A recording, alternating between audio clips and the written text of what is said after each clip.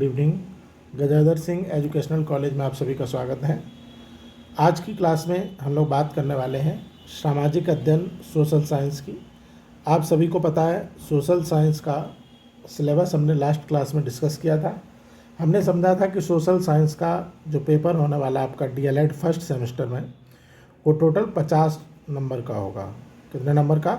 50 number का paper होगा और इसमें से आपको कम से कम 25 नंबर पास होने के लिए चाहिए होंगे। ठीक है, तो यहाँ पे 40 क्वेश्चन होंगे आपके पेपर में, 40 क्वेश्चन, ये भी आपने समझ लिया था। और ये जो 40 क्वेश्चन होंगे इनमें आपके 15 क्वेश्चन होंगे ऑब्जेक्टिव टाइप, 15 क्वेश्चन होंगे वेरी शॉर्ट और 10 क्वेश्चन होंगे शॉर्ट टाइप के। टोटल 40 क्वेश्चन, 50 नंबर और पास होने के लिए 25 नंबर। सोशल साइंस एक ऐसा सब्जेक्ट है जो कि केवल आपके डीएलएड के सेमेस्टर पास करने के लिए ज़रूरी नहीं है। आप सभी को पता है कि आप चाहे जो भी एग्ज़ाम दें, चाहे वो जिस लेवल का हो, चाहे वो कांस्टेबल का हो या वो आपका टीचिंग का एग्ज़ाम हो या फिर वो आईएएस का हो, पीसीएस का हो, कोई भी कॉम्पिटिटिव एग्ज़ाम आप अगर देंगे तो सोशल साइंस आपको वहाँ पर पढ़ना ही पड़ेगा। सोशल साइंस का आपका जो सेक्शन है वो पेपर में रहेगा ही रहेगा। हिस्ट्री, ज्योग्राफी, पॉलिटी, इकोनॉमी, ये जीएस के सेक्शन में आते हैं। जब हम कंपटीशन की बात करते हैं तो ये सारे सब्जेक्ट जिस सेक्शन में आते हैं उसको क्या बोलते हैं? हम जीएस बोलते हैं। ठीक है, तो ये सेक्शन अगर आप पढ़ लेते हैं तो मुझे लगता है कि आपका जो भी फ्यूचर में एग्ज़ाम होगा, चाहे वो टीचिंग का एग्ज़ाम हो या फिर कोई और एग्ज़ाम हो, उसमें आपको बहुत बेनिफिट मिलेगा।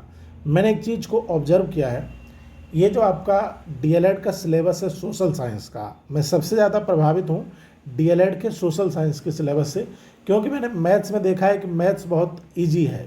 ठीक है, अब कई स्टूडेंट की उसमें बैक लगती है, उसका रीज़न ये हो सकता है कि बिल्कुल भी स्टूडेंट मैथ पर ध्यान नहीं देते हैं। बाकी अगर आप ज़रा भी एक दो बार क्लास कर लेते हैं तो मैथ्स इतनी ईजी है कि एक दो बार क्लास करने के बाद आपको फिर दोबारा उसकी रिवीजन करने की भी ज़रूरत नहीं है। आप आराम से डीएलएड में तो पास हो ही जाएंगे।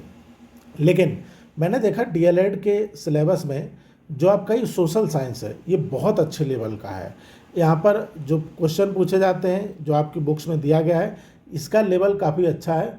और यहाँ तक मैं कह सकता हूँ कि जो फर्स्ट सेमेस्टर का सिलेबस है अभी आप जो कवर करने वाले हैं, जैसे कि हिस्ट्री में आप कवर करेंगे एंशिएंट हिस्ट्री, और एंशिएंट हिस्ट्री में भी आप मानव सभ्यता की शुरुआत से शुरू करेंगे और उसके बाद हम सिंधु घाटी सभ्यता, मेसोपोटामिया की सभ्यता और हड़प्पा सभ्यता, इसके साथ वैदिक काल के साथ साथ आप जो है आगे जैन धर्म, बौद्ध धर्म, ये सब पढ़ेंगे। फर्स्ट सेमेस्टर में जैन बौद्ध धर्म तक आपका सिलेबस में है। और ये जो सिलेबस का पोर्शन है फर्स्ट सेमेस्टर का हिस्ट्री का, ये इतना ब्रॉड है कि अगर आप इतना पढ़ लें, हिस्ट्री का, एंशिएंट हिस्ट्री का जो सिलेबस आपका दिया गया है किसमें?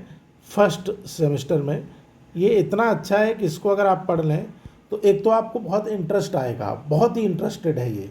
और दूसरा क्या है कि आपका किसी भी एग्ज़ाम का जीएस के पोर्शन में अगर हिस्ट्री पूछा जाता है तो क्वेश्चन आपका छूटेगा नहीं वहाँ एग्ज़ाम में, क्योंकि बहुत ही अच्छे लेवल का यहाँ पर सिलेबस आपका दिया गया है।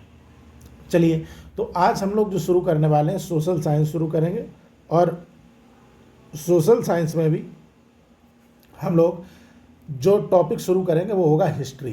सोशल साइंस का जो टॉपिक आज शुरू होगा वो क्या होगा? वो होगा इतिहास। इतिहास यानी हिस्ट्री। अगर बात की जाए हिस्ट्री की तो यहाँ पे अभी मैंने आपको थोड़ा सा ब्रीफ भी किया कि हिस्ट्री का जो सिलेबस है वो एंशिएंट हिस्ट्री का सिलेबस आपके डीएलएड फर्स्ट सेमेस्टर में है। इसमें आपका बौद्ध जैन धर्म तक है। तो हम इतिहास को बिल्कुल इनिशियल से समझेंगे, मानव का उदय कैसे हुआ, साथ ही साथ में ये जो सभ्यताएं विकसित हुई, पहले मनुष्य ने किस प्रकार अपना पेट भरना शुरू किया, किस प्रकार से वो रहता था, जंगल में कैसे शिकार करता था, पत्थरों का प्रयोग करता था, धीरे धीरे उसने पत्थरों को नुकीला किया, फिर उसके बाद धीरे धीरे उसने जो है तांबे का प्रयोग सीख लिया, उसके बाद तब जा कर के वो लोहे का प्रयोग सीख पाया। तो हम एकदम इनिशियल से समझेंगे। इतिहास का मतलब ज़रा हम समझ लेते हैं, किताब पे हम बाद में आएंगे, पहले थोड़ा सा इसको समझते हैं। इतिहास जो है ये खासकर दो यहाँ पे वर्ड हैं, इति प्लस हास। तो यहाँ पे इति का मतलब होता है ऐसा, इतिहास में इति का मतलब क्या होता है? ऐसा। और हास का मतलब होता है हुआ है। हुआ है। इतिहास का यही मतलब होता है, ऐसा हुआ है। तो यहाँ पे इतिहास का मतलब है कि जो पूर्व की घटनाएं हैं, जो घटनाएं घट चुकी हैं, ऐसा हो चुका है, उन्हीं को हम इतिहास कहते हैं। अब ऐसे तो हमारे साथ कोई ना कोई घटना तो घटती रहती है। मान लीजिए कल हमने क्या सब्जी खाई, ये भी तो इतिहास है।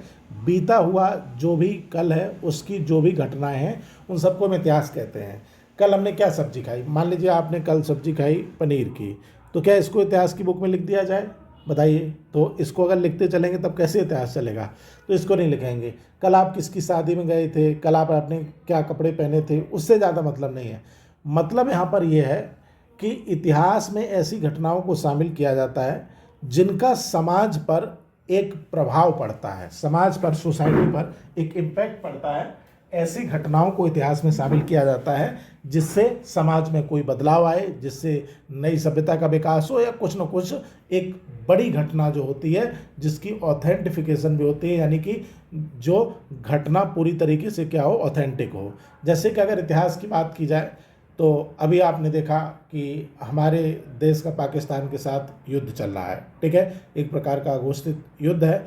और इस युद्ध में भारत ने जो 26 लोग मारे गए थे पहलगांव में, उनका बदला लेने के लिए भारत ने पाकिस्तान के ऊपर थोड़ा सा जो आतंकवादी ठिकाने थे उन पर हमला किया था। अब पाकिस्तान ने भी उसके बदले में भारत पर हमला करने की कोशिश की है, तो भारतीय सेनाएं उसको ऐसा जवाब दे रही हैं कि वो हमेशा याद रखेगा। तो यहाँ पर क्या है कि भारत और पाकिस्तान के बीच जो ये कन्फ्लिक्ट चल रहा है, इसको हम इतिहास में क्या लिख सकते हैं? तो बिल्कुल लिख सकते हैं। इससे क्या बदलेगा?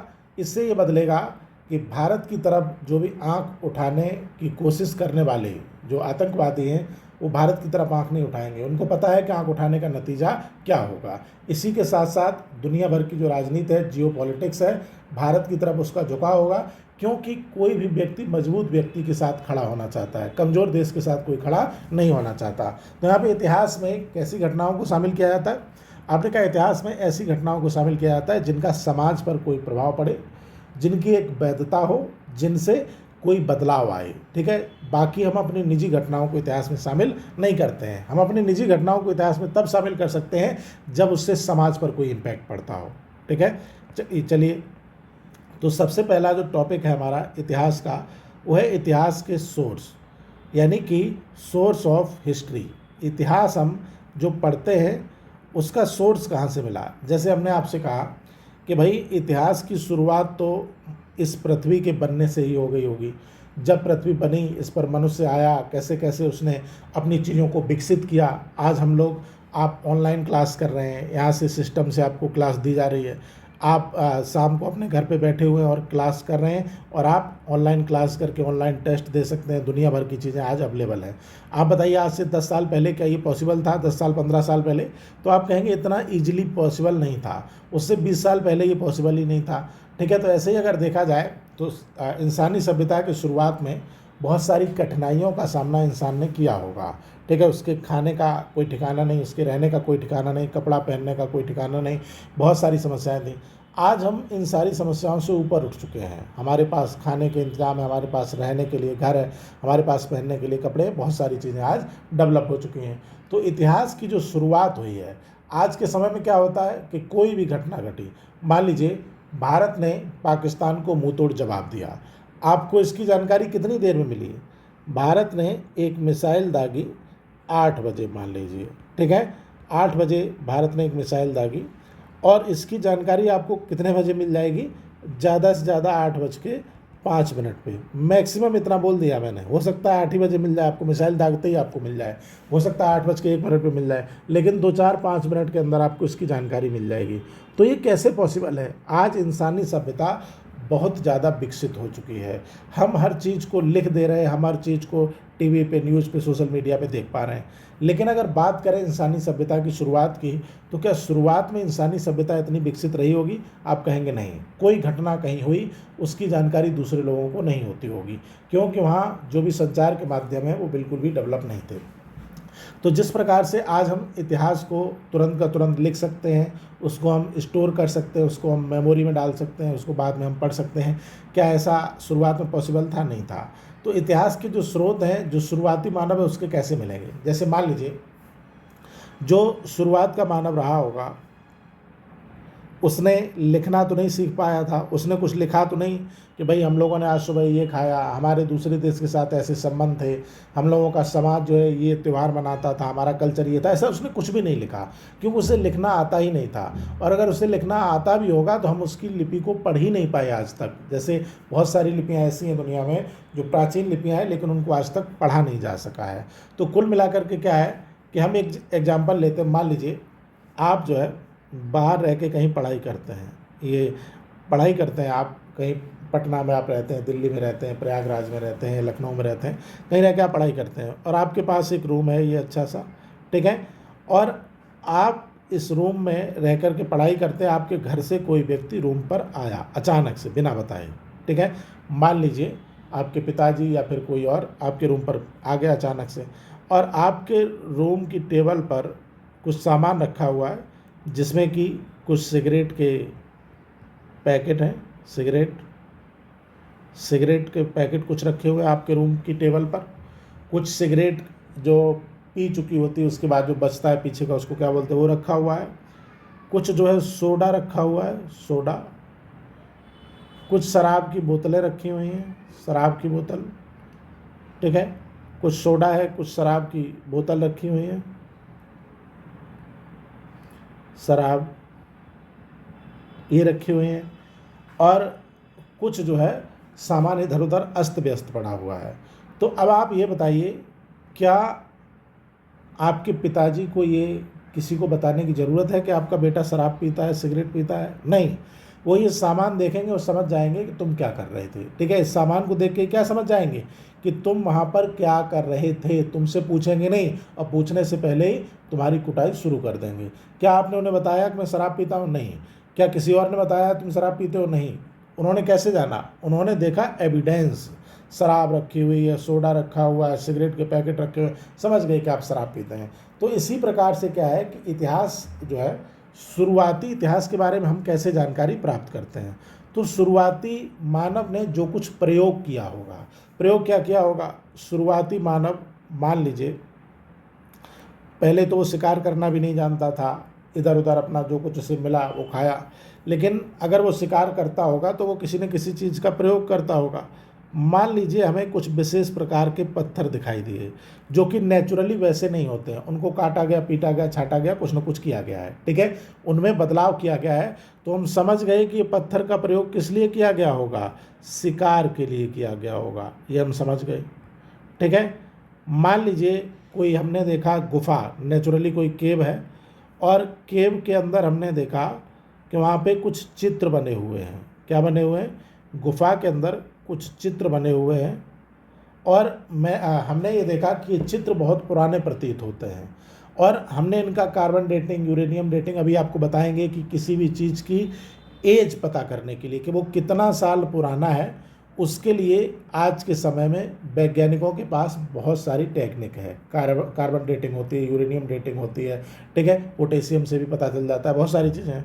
तो हमने इनका समय पता चला लिया कि ये पत्थर जो थे ये कितने साल पहले इनको तराशा गया था, या फिर गुफा में बनाया गया चित्र जो है वो कितने साल पहले बनाया गया था, और हमने अनुमान लगा लिया कि इतने साल पहले का इंसान इस प्रकार के चित्र बनाता होगा। इंसान कौन से चित्र बनाता है? आपके दिमाग में क्या इमेज आती है? जो आप सोचते हैं वही आपके दिमाग में इमेज आती है। मान लीजिए आप एक युवा व्यक्ति हैं, तो आपके दिमाग में इमेज आएगी कि एक अच्छी सी कार हो हमारे पास, एक अच्छा सा घर हो हमारे पास, एक अच्छी सी नौकरी हो हमारे पास, जिससे कि हम अपने माता पिता के सारे सपने पूरे कर पाएँ, अपने सपने पूरे कर पाएँ। ये सब आपके दिमाग की इमेज है। तो आपसे अगर कहा जाए कि आप कुछ जो है चित्रकारी कीजिए, कुछ चित्र बनाइए, तो आप वही चित्र तो बनाएंगे जो आपके दिमाग में इमेज होगी।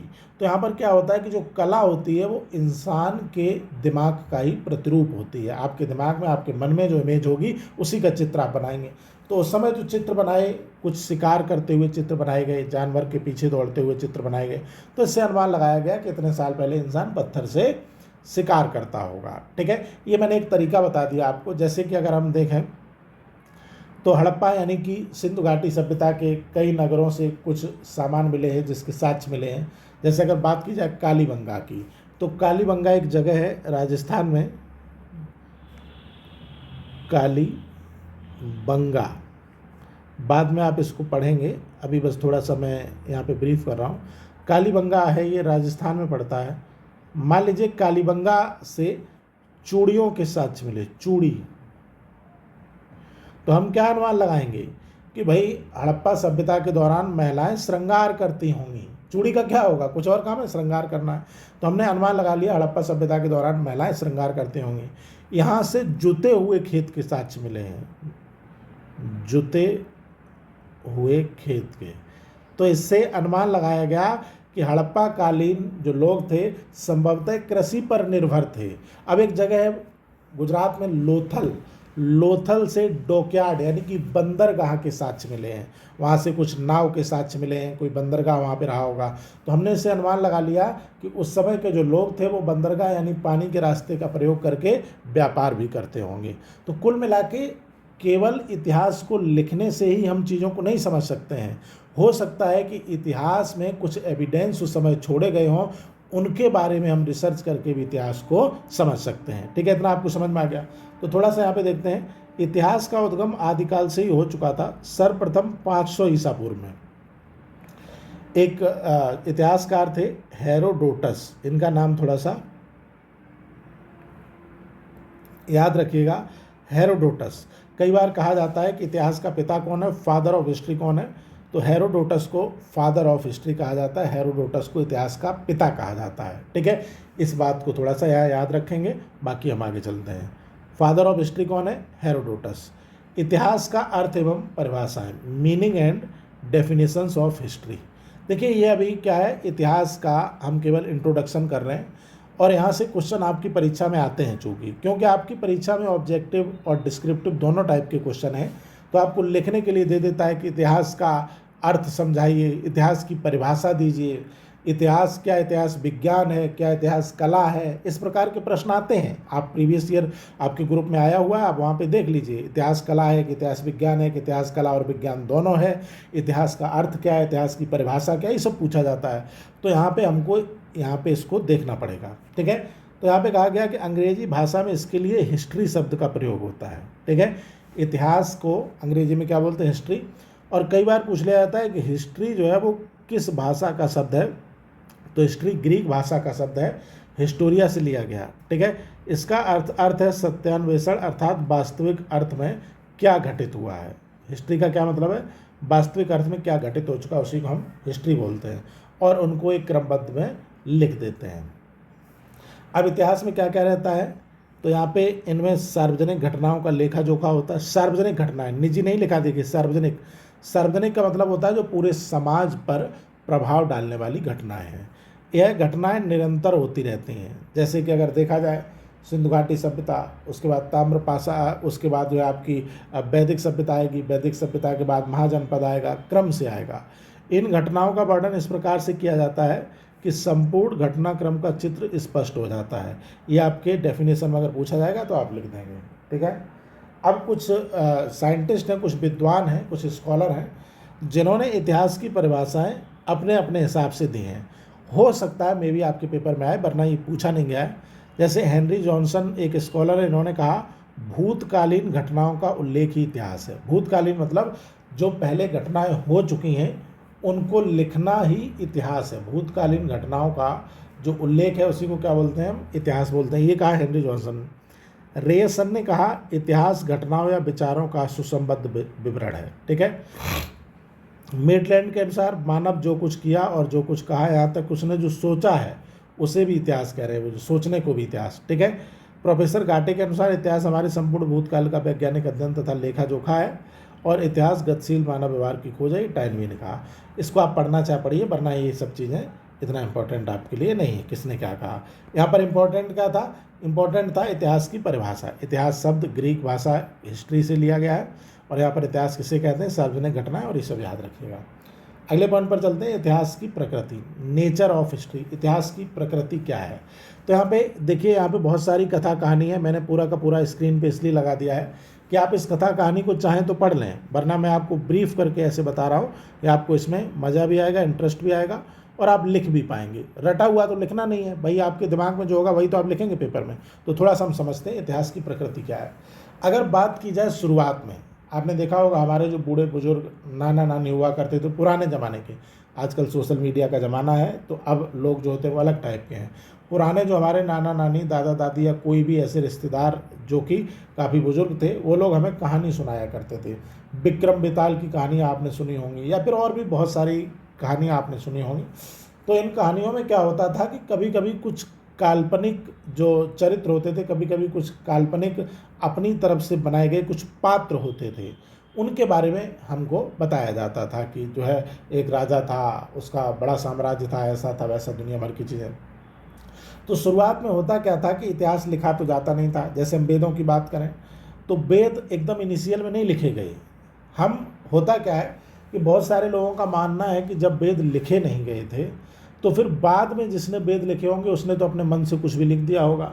ठीक है, आपकी बात से हम सहमत हो सकते हैं कि उसने अपने मन से उसमें कुछ जोड़ दिया होगा, लेकिन कोई चीज़ लिखी नहीं गई है इसका मतलब ये नहीं है कि उसकी कोई महत्ता नहीं है या फिर उसकी कोई क्रेडिबिलिटी नहीं है। आज के समय में अगर देखा जाए तो भारतीय परंपराओं में बहुत सारे ऐसे रिचुअल्स हैं जिनको हम मानते हैं, बहुत सारी परंपराएं ऐसी हैं जिनको हम मानते हैं, लेकिन जो कहीं लिखी नहीं गई हैं। जैसे कि अगर आपसे बात की जाए, सोसाइटी में हम देखते हैं कि हमारे पास कई त्यौहार हैं, होली, दिवाली, रक्षाबंधन, तो कई त्यौहार ऐसे हैं जिनके बारे में कहीं नहीं लिखा गया है। ठीक है, हमने अब भले लिख दिया हो लेकिन शुरुआत से नहीं लिखा गया है। तो आप बताइए होली कैसे मनानी है, ये आपने कौन सी बुक में पढ़ा है? क्या आपको किसी क्लास में पढ़ाया गया था? किसी स्कूल में आपको ट्रेनिंग दी गई थी? कहीं पे आपने किसी बुक में पढ़ा था कि होली कैसे मनानी है? नहीं, आपने अपने बड़ों को देखा, बुजुर्गों को देखा, होली कैसे मनाई जाती है, उसमें रंग खेला जाता है, उसमें नए कपड़े पहने जाते हैं, एक दूसरे से मिला जाता है, तो आप समझ गए होली ऐसे मनानी, इसको कहीं लिखा नहीं गया है। ठीक है, इसी तरीके से अगर बात की जाए दिवाली की, दिवाली कैसे मनानी है, तो दिवाली कैसे मनानी है इसको हमने कहीं पढ़ा नहीं कैसे मनानी है, किसी बुक में नहीं, किसी क्लास में नहीं, कुछ नहीं, लेकिन हम मनाते हैं, हम सब जानते हैं उसके बारे में। समाज में किसके पैर छूने हैं, किसके पैर नहीं छूने हैं, किसके आने पर आपको खड़े हो जाना है कुर्सी से, किसके आने पर खड़े नहीं होना है, किसके साथ कैसा व्यवहार करना है, क्या कहीं आपने पढ़ा है इसको? नहीं। ये हमारे समाज में परंपराओं के रूप में है और इन परंपराओं को हम भली भांति निभा रहे हैं। क्यों? क्योंकि एक पीढ़ी से दूसरी पीढ़ी में अपने आप चलती जा रही हैं। ठीक है, इनको कहीं लिखने की ज़रूरत नहीं है। जैसे हमारे जो संस्कार हैं, ये संस्कार हमारे आने वाली पीढ़ी में अपने आप जाएंगे। जैसा हम व्यवहार करेंगे समाज के साथ, वैसे ही हमारी आने वाली पीढ़ी समाज के साथ व्यवहार करेगी। ठीक है, तो यहाँ पर क्या होता है कि कभी कभी लोग इस बात पर विवाद करते हैं कि जो लिखा नहीं उस पर हम विश्वास कैसे करें। तो आप तो फिर भारतीय समाज की परंपराओं पे भी विश्वास मत करिए, क्योंकि लिखा तो इन्हें भी नहीं गया है, और अगर कहीं लिखा भी है तो हम इसको पढ़ के नहीं सीखे हैं, हम इसको अपने जो बुजुर्ग हैं, अपने जो बड़े लोग हैं, उनको देख करके सीखे हैं। तो इतिहास शुरुआत में क्या था कि शुरुआत में कहानियों के रूप में था। कोई जो भी ज्ञानी पुरुष हुआ करते थे, ज्ञानी लोग हुआ करते थे, वो समाज में चीज़ों को इधर उधर टहल के, इधर उधर घूम के देखते थे। क्योंकि आज की तरह सोशल मीडिया तो था नहीं कि बैठे मोबाइल में सर्च कर लिया कहाँ क्या हो रहा है। लोग जाते थे, भ्रमण करते थे, तीर्थ यात्राएं करते थे, देखते थे समाज की क्या स्थिति है, क्या चीज़ें हैं, तो उनको अपने जो शिष्य होते थे उनको बताते थे। फिर वो शिष्य उन चीज़ों को तो अपने दिमाग में स्टोर रखते ही थे, साथ ही साथ वो कुछ नया ज्ञान अर्जित करते थे और उसके बाद वो अपने शिष्यों को बताते थे। इसी परंपरा के साथ इतिहास शुरू हुआ है। तो इसी प्रकार से क्या था कि शुरुआत में, प्रारंभिक अवस्था में इतिहास कथा के रूप में मिला था। कैसे? कथा कहानी हमने आपको बताया, उसी के रूप में मिला था। और अगर बात की जाए तो प्राचीन काल के राजा लोग भी क्या करते थे, कुछ विद्वानों को अपने दरबार में रखते थे। ठीक है, और उन विद्वानों को भाट्याचारण कहा जाता था। इन विद्वानों का काम हुआ करता था राजा की बड़ाई करना, राजा के बारे में पब्लिक को बताना, राजा की प्रशंसा करना, और उसी से धीरे धीरे क्या हुआ, इतिहास आ गया। ठीक है, जैसे कि महाकाव्यों की रचना हुई भारत में, रामायण है, महाभारत है, ये सब महाकाव्य हैं। इनकी रचना का उद्देश्य क्या था? वीर पुरुषों की गाथाओं का गान करना। वीर पुरुष कौन है? भगवान श्री राम वीर पुरुष हैं, भगवान श्री कृष्ण वीर पुरुष हैं। इनकी गाथाओं का गान करना था, और ये पहले क्या था, कथाओं के रूप में था, बाद में इसको लिख दिया गया। ठीक है, अब देखिए आजकल वैज्ञानिक युग है। वैज्ञानिक युग आने से मनुष्य में नवीन चेतना, जिज्ञासा और तार्किक शक्ति का विकास हो गया है। ठीक है, इसके फलस्वरूप मनुष्य उन्हीं बातों को मान्यता देने लगा है जो वैज्ञानिक कसौटी पर खरी उतरते हों। अब यहाँ पे क्या है कि 19वीं शताब्दी में ऐतिहासिक महत्व की वस्तुओं, प्राचीन शिलालेख आदि का पुरातत्व विभाग द्वारा संकलन किया जाने लगा। ठीक है, जो प्राचीन शिलालेख का मतलब ये है कि पुराने समय में कोई कापी किताब तो थी नहीं कि लिख दिया उस पर। उस समय क्या था, अशोक के समय की खासकर बात की जाए तो उस समय शिलालेख, शिला का मतलब होता है पत्थर, लेख का मतलब होता है लिखना, तो पत्थर पे वो लोग लिखवा देते थे। और पत्थर पे लिखा हुआ क्या होता है कि जल्दी मिटता नहीं है, वो ऐसे ही लिखा रहेगा। तो शिलालेख क्या होता है, पत्थर पे लिखा गया लेख। उस समय के, आज से हजारों वर्ष पूर्व के पत्थरों पर जो लिखा गया था वो आज भी पढ़ा जा सकता है। तो पत्थरों पे लिखा गया लेख जल्दी मिटता नहीं है। इसीलिए आज के लोग भी क्या करते हैं, कभी कभी आपने देखा होगा कि उनको लगता है कि हम अपनी पहचान सदियों तक बनाए रखना चाहते हैं, तो वो अपने घर के मेन गेट पर एक जो है शिलापट्ट लगवाते हैं। आपने देखा होगा घर के मेन गेट पे लोग लगवा देते हैं ना, उस पर लिखवा देते हैं, मान लीजिए यहाँ पे लिखवा दिया आकाश कुटीर, ठीक है, और यहाँ पे नाम लिखवा दिया राज सोबरन सिंह, ठीक है। तो ये जो लगा हुआ है शिलापट्ट, इस पर अपना नाम लिखवा देते हैं लोग गेट पे, राज सोबरन सिंह, या फिर किसी ने लिखवा दिया अमित तिवारी या कुछ भी लिखवा दिया। तो ये क्यों ऐसा करते हैं लोग, पत्थर पे ही क्यों लिखवाते हैं, ऐसे पेंट से लिखवा देना, तो कई लोग पेंट से भी लिखवाते हैं आप कहेंगे, लेकिन बहुत सारे लोगों का सपना होता है कि हम पत्थर से ही लिखवाएं, पत्थर पे लिखा हुआ लगा देते हैं वो। उसका कारण ये होता है कि पत्थर पे लिखा हुआ मिटता नहीं जल्दी। अगर मान लीजिए सभ्यता नष्ट हो गई तो उसके बाद भी उनका वो नाम वहाँ पे लिखा रहेगा। बाद में जब नई कोई सभ्यता प्रकट होगी, वहाँ पे लोग रिसर्च करेंगे तो ये शिलापट्ट उसको मिल जाएगा।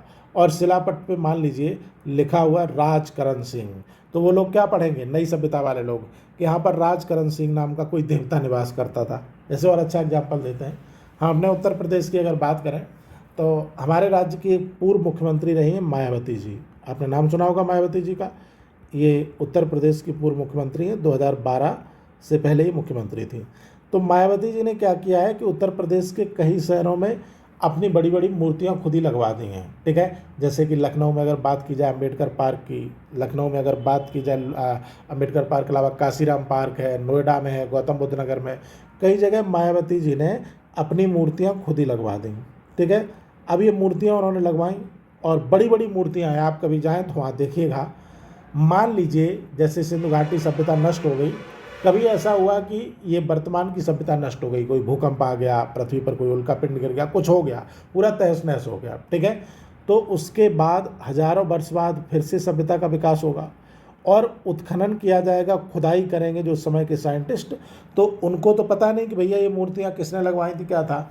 उनके सामने जब ये मूर्ति पहली बार निकलेगी तो वो क्या समझेंगे इससे, वो कहेंगे कि भारत देश के अंदर एक राज्य हुआ करता था उत्तर प्रदेश, जहां मायावती नाम की देवी पाई जाती थी। और संभवतः उस समय पैसे रखने का प्रचलन था, क्योंकि मायावती ने अपने हाथ में एक पर्स भी ले रखा है उस मूर्ति में, ठीक है। और उस समय पालतू जानवर कुत्ता रहा होगा, क्योंकि मायावती जी ने जहाँ जहाँ मूर्तियाँ बनवाई वहाँ कुत्ते भी बनवाए हैं, तो उसको देख के आदमी अनुमान लगाएगा ना, पालतू जानवर कुत्ता रहा होगा। हाथी का बहुत प्रचलन रहा होगा, क्योंकि बहुत सारे हाथी के भी वहाँ पर चित्र मूर्तियाँ बनवाई गई हैं। तो होता क्या है कि जो भी चीज़ें आज के समय में हैं उनको अगर हम देखें इतिहास की दृष्टि से, तो आप इतिहास को अच्छे तरीके से समझ सकते हैं। प्राचीन शिलालेख का मतलब आप समझ गए, ये हो गया। अब जिसके आधार पर सत्य का निष्कर्ष खोजा गया, यानी कि क्या सही है। प्राचीन काल में इतिहास तथ्यों के आधार पर प्राण में लिखने का श्रेय Shri stub T F taut और एस आर गार्टियर विद्वानों को जाता है। ये सब याद करने की जरूरत नहीं, इनको हटा दीजिए, ठीक है, फालतू में आप दिमाग खराब करेंगे। अब देखिए यहाँ पर क्या है, इतिहास का वर्तमान स्वरूप, ये थोड़ा सा याद रखिएगा, जीवन के क्रियाकलापों का वैज्ञानिक अध्ययन है, ठीक है। इतिहास का वर्तमान स्वरूप क्या है, जीवन के क्रियाकलापों का वैज्ञानिक अध्ययन है। वैज्ञानिक तरीके से हम चीज़ों को देखते हैं। जैसे कि अगर हम बात करें जीवन के क्रियाकलाप की, तो हम साइंस का यूज आज कर रहे हैं, ठीक है। मिसाइल, गोला बारूद या इलाज में हो या कहीं भी हम टेक्नोलॉजी का यूज़ कर रहे हैं। सबसे बड़ा एग्जांपल तो यही है कि मैं यहाँ से आपको क्लास में पढ़ा रहा हूँ और आप आराम से अपने घर पे बैठ के पढ़ाई कर रहे हैं, तो वैज्ञानिक है कि नहीं है। पता है पृथ्वी पर मानव के प्रादुर्भाव से प्रारंभ हो जाता है, अतः हमें कह सकते हैं कि इतिहास का वर्तमान स्वरूप पृथ्वी पर मानव विकास के सत्य पर आधारित अध्ययन के कारण है, ठीक है। विज्ञान और कला के रूप में इतिहास की प्रकृति को समझने के लिए परम आवश्यक है कि पहले हम कला और विज्ञान का अर्थ समझें। ये प्रश्न आया हुआ है कि इतिहास जो है वो कला है कि इतिहास विज्ञान है, या इतिहास कला और विज्ञान दोनों है। ये प्रश्न आपकी परीक्षा में पूछा जा चुका है, थोड़ा इसको ध्यान से समझिएगा। एक मिनट थोड़ा पानी पी लूँ, लगातार बोलने से थोड़ा गला सूख जाता है, आधा घंटा हो गया है बोलते बोलते। चलिए,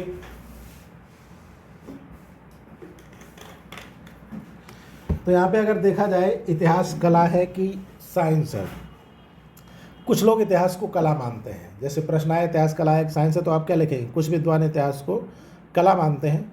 उनका मानना है कि विज्ञान तो तथ्यों का अष्टबंधन प्रदान करता है। विज्ञान क्या करता है कि हमें एविडेंस देता है, साक्ष्य देता है, लेकिन कला का मतलब क्या होता है कि हम उन साक्ष्यों को किस प्रकार से सहेजते हैं, किस प्रकार से उनको एक दूसरे से रिलेट करते हैं, किस प्रकार से उसको हम समझते हैं, उसको हम कला कहते हैं। ठीक है, जैसे साहित्यिक कला में मनमोहक भाषा, कैसी भाषा उस समय प्रयोग की जाती थी, कैसी रचनाएं उस समय होती थी, शैली क्या थी उस समय की, ये सब क्या है? ये सब आपकी कला है। तो इतिहास क्या है? आपने कहा पहले हम इतिहास को कला कहेंगे। कला क्यों कहेंगे?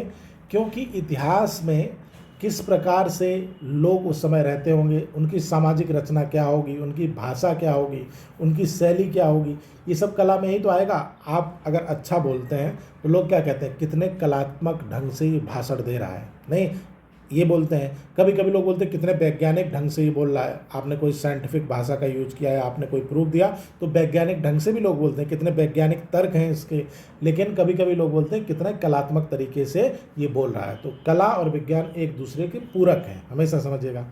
साहित्यकारों का कहना है कि इतिहास साहित्य का एक अंग था, इसका कोई अलग सत्ता नहीं थी, नहीं साहित्य में ही था इतिहास। जैसे मान लीजिए, देखिए बड़ा अच्छा सब्जेक्ट है ये, इसलिए मैं चाहता हूँ कि भले इसमें थोड़ा समय लगे, आपको बहुत मज़ा आए, बहुत अच्छे से समझें। इतिहास साहित्य का एक अंग था, इसका मतलब समझिए। आज के समय में आप इतिहास अलग पढ़ते हैं और साहित्य अलग पढ़ते हैं। हिंदी साहित्य, इंग्लिश लिटरेचर, उर्दू लिटरेचर सब अलग है और हिस्ट्री अलग है। लेकिन शुरुआत की अगर बात की जाए तो आप ज़रा बताइएगा, क्या हमें रामायण से इतिहास के बारे में नहीं पता चलता? बिल्कुल पता चलता है। क्या हमें महाभारत से इतिहास के बारे में नहीं पता चलता? बिल्कुल पता चलता है। क्या हमें वेदों से, पुराणों से, उपनिषद से इतिहास के बारे में नहीं पता चलता? बिल्कुल पता चलता है। तो यहाँ पे क्या है कि ये सब साहित्य है हमारे। तो उस समय इतिहास साहित्य ही था, उसी साहित्य में इतिहास को लिख दिया जाता था। जैसे कि महाभारत हो गया, वेद हो गया, पुराण हो गया, उपनिषद हो गया, रामायण हो गया, तो ये सब क्या, रामचरितमानस, ये एक प्रकार के साहित्य हैं। तो यहाँ पे क्या है कि पहले ये साहित्य के रूप में था, लेकिन धीरे धीरे क्या हो गया, इसकी अलग कोई सत्ता नहीं थी, अलग नहीं था। लेकिन बाद में इतिहास एवं कला एक दूसरे पर आश्रित थे उस समय, और ऐतिहासिक तत्वों को कला की सहायता के बिना सरल ढंग से नहीं प्रस्तुत किया जा सकता है। ठीक है, इतिहास को कलात्मक रूप देना आवश्यक है, जिससे कि इतिहास तथ्य पाठक के लिए सरल सुबोध हो। तो ये सब चीज़ें ऐसे लिखी, इससे हमें मतलब नहीं है। ठीक है,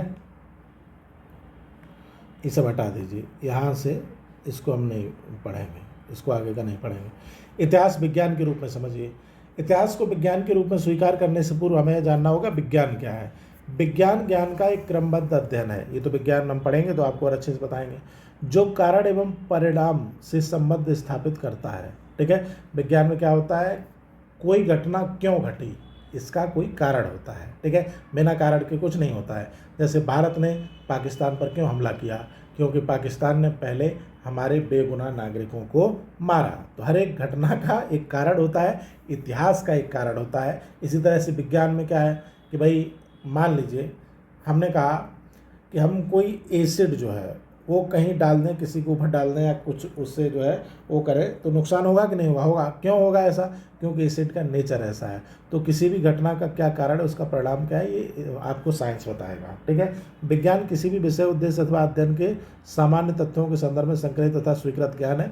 इस प्रकार वैज्ञानिक क्रमबद्ध व्यवस्थित संग्रहित ज्ञान है। बस इतना आप समझ लीजिए। ठीक है, अब विज्ञान के कुछ लक्षण हैं। विज्ञान ज्ञान का क्रमबद्ध अध्ययन है। विज्ञान रूपी ज्ञान अर्जित किया जा सकता है। विज्ञान सार्वभौम होता है। सार्वभौमिक का मतलब होता है कि विज्ञान हर जगह एक ही होता है। ऐसा नहीं है कि हमारे यहाँ विज्ञान अलग है, अमेरिका में अलग है, चीन में अलग है, पाकिस्तान में अलग है। हर जगह एक ही विज्ञान होता है। ठीक है, विज्ञान अलग अलग नहीं हो सकता। जब सूरज और पृथ्वी एक हैं तो विज्ञान भी एक है। इसे अवलोकन एवं परीक्षण द्वारा प्रस्थापित किया जा सकता है। इसमें कारण एवं परिणाम में संबंध पाया जाता है। यह तथ्य सत्य तथ्यों और निष्कर्षों पर आधारित होता है। विज्ञान की ये कुछ जो है यहाँ पर खूबियाँ हैं। अब हो गया, उपयुक्त लक्षणों के आधार पर इतिहास विज्ञान के रूप में स्पष्ट होता है। देखिए अभी हम बिल्कुल इनिशियल में समझ रहे हैं, अभी आप घबराने की जरूरत नहीं, अभी तो इतिहास शुरू नहीं हुआ है। इतिहास शुरू होने में 1-2 लेक्चर लग जाएंगे, तो आप बिल्कुल घबराएंगे नहीं। अभी आराम से लेक्चर देखिए, बस 1-2 लेक्चर के बाद ही हम मेन इतिहास पर आ पाएंगे। हालांकि आपके डीएलएड में तो यही प्रश्न आता है, इतिहास क्या है, विज्ञान है कि कला है, तो उसके लिए तो इम्पोर्टेंट है। लेकिन अगर आप वैसे देखेंगे कि ओवरऑल में हमारा इतिहास अभी शुरू नहीं हुआ, क्या पढ़ा रहे हैं ये, तो वहाँ पर धीरे धीरे हम वहाँ पहुँच जाएंगे।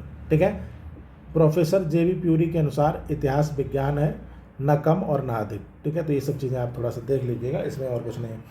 अब यहाँ पर इतिहास, कला एवं विज्ञान दोनों, ये सबसे इम्पोर्टेंट पॉइंट है जो आपके पेपर में कई बार पूछा गया है कि इतिहास, कला और विज्ञान दोनों कैसे है, स्पष्ट कीजिए। तो यहाँ पे हम क्या कह सकते हैं कि इतिहास, कला एवं विज्ञान दोनों ही है।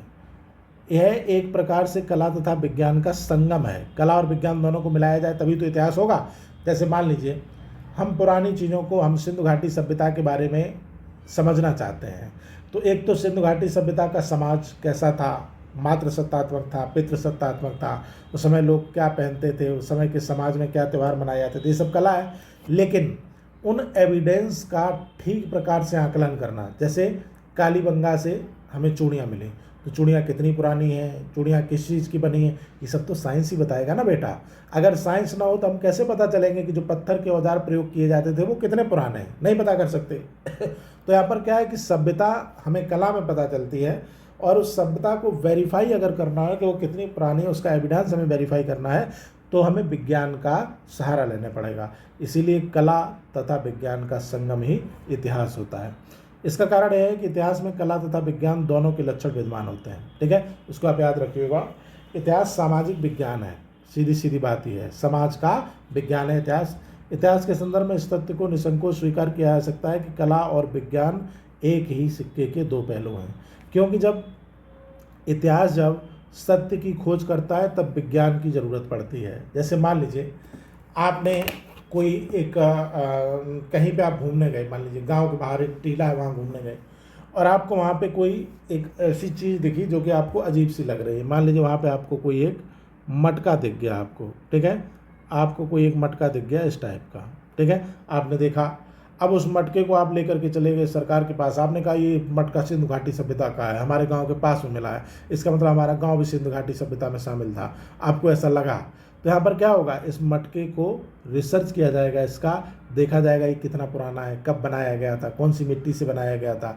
देखा गया ये तो आज से 4000 साल पहले बनाया गया था। तो यहाँ पर क्या होगा, वैज्ञानिकों को भी लगेगा सच में सिंधु घाटी सभ्यता का है। तो यानी कि बिना विज्ञान का प्रयोग किया आप कैसे समझेंगे मटका कितना पुराना है। और मटका जब हमें पता चल गया कि 4 साल पुराना है, 4000 साल पुराना है, तो हम क्या कहेंगे, इसी मटके की सहायता से हम इतिहास लिख देंगे। इसी मटके की सहायता से हम उस समय की कला के बारे में समझ जाएंगे कि उस समय के लोग जो है वो बिल्ली को प्यार करते थे, क्योंकि घड़े पर बिल्ली का चित्र बना हुआ है, बिल्ली पालते होंगे। उस समय के लोग ठंडा पानी पीना चाहते थे, क्योंकि घड़ा में वो पानी भरते होंगे। या फिर उस समय के लोग अनाज स्टोर करने के लिए घड़ा का प्रयोग करते होंगे। तो कुल मिला के विज्ञान और कला एक साथ चलते हैं। अब आ जाते हैं हम इस चैप्टर का, जैसा नाम था इतिहास के स्रोत। इतिहास विज्ञान है कि कला है? तो आपने कहा इतिहास विज्ञान और कला का संगम है, ठीक है, इसको आप लिख पाएंगे उम्मीद है। इतिहास के पिता कौन है? तो हेरोडोटस को इतिहास का पिता कहा जाता है। इतिहास जो इंग्लिश में उसे हम हिस्ट्री कहते हैं, और हिस्ट्री जो शब्द है वो ग्रीक भाषा के शब्द हिस्टोरिया से लिया गया है, ठीक है। इतना हमने अभी तक समझ पाया है। अब आ जाते हैं इतिहास का क्षेत्र, स्कोप ऑफ हिस्ट्री। अब यहाँ पे देखा जाए, इतिहास के अर्थ एवं परिभाषाओं के विवेचन से स्पष्ट होता है कि इतिहास का क्षेत्र अति विसंगत है, जो आदिकाल से आधुनिक काल तक देश काल में परिस्थिति के अनुरूप परिवर्तनशील रहता है, ठीक है। ये सब यहाँ पे लिखा गया है। इतिहास में कानून भी होता है, न्याय भी होता है, सुरक्षा भी होता है, इसको पढ़ लीजिएगा। बाकी यहाँ पे इतिहास के क्षेत्र में इन चीज़ों से इतना हमारा मतलब नहीं है। हम सीधा आ जाते हैं कि जो इतिहास है उसको कितने भागों में बांटा गया है, इसको देख लेते हैं। तो देखिए, एक तो लिखा प्राचीन इतिहास, आधुनिक इतिहास और मध्यकालीन इतिहास, ठीक है। तो इसको थोड़ा समझेंगे हम लोग। प्राचीन, आधुनिक और मध्यकालीन को तो खाली जगह पे चलते हैं वापस। यहाँ पे खाली जगह है नहीं, बीच में शुरुआत में खाली जगह थी, वहीं वापस चलेंगे। हमारे पास ये खाली जगह है, यहाँ पे आ जाते हैं।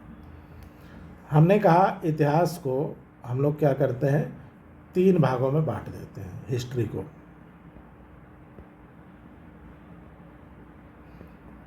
और 3 भाग कौन कौन से हैं? तो आपने कहा जो पहला भाग है हमारा वो है प्राचीन भारत का इतिहास, एंशिएंट हिस्ट्री, प्राचीन। दूसरा आपका मध्यकालीन, यानी कि मिडिवल, मध्यकालीन। और तीसरा है आपका आधुनिक, यानी मॉडर्न। तो इसको हम कैसे इसको डिफाइन करते हैं, कौन कौन सा आधुनिक का, कौन कौन सा मध्यकालीन, प्राचीन। देखिए, जब से शुरुआत हुई होगी इंसानी सभ्यता की, जब से हमें एविडेंस मिल रहे हैं, जितना अधिक पुराना एविडेंस मिला, जितना अधिक पुराना साक्ष्य मिला, वहाँ से आप शुरुआत कर दीजिए। ठीक है, 50 लाख ईसा पूर्व लिख दीजिए। तो यहाँ पे क्या है, शुरुआत हम लिख देते हैं सीधा, शुरुआत से लेकर के, शुरू से लेकर के। और अगर बात की जाए प्राचीन भारत के इतिहास की, तो ये विदेशी आक्रमणकारियों के आक्रमण तक। ठीक है, हम सीधा लिख देते हैं यहाँ पर अरब आक्रमण, अरब आक्रमण 712 ईस्वी तक। ठीक है, तो शुरुआत से लेकर अरब आक्रमण तक का जो काल है वो प्राचीन इतिहास है। यहाँ पे हम 712 ईस्वी लिख देते हैं, 712 ईस्वी तक का इतिहास शुरुआत से। अब शुरुआत तो 50 लाख वर्ष लिख दो, कुछ भी लिख दो। तो प्राचीन काल के इतिहास में क्या क्या होता है, एक तो हम शुरू में समझते हैं कि इंसानी सभ्यता कैसी रही होगी। ठीक है, जैसे कि पाषाण काल सबसे पहले का जो काल है, पत्थर का काल। उसके बाद इसी सेक्शन में पाषाण काल पढ़ेंगे। इसी सेक्शन में हम नदी घाटी सभ्यताएं पढ़ेंगे, जिसमें सिंधु घाटी सभ्यता सबसे प्रमुख होगी। इसी में वैदिक काल पढ़ेंगे, जैन पढ़ेंगे, बौद्ध पढ़ेंगे। ठीक है, हम इसी में आगे चलते समय भारत के जो कुछ राजवंश थे उनके बारे में पढ़ेंगे। हम गुप्ता साम्राज्य पढ़ेंगे, महाजनपद पढ़ेंगे, मौर्य पढ़ेंगे, शुंग वंश पढ़ेंगे। ये सब इसी में पढ़ेंगे प्राचीन में।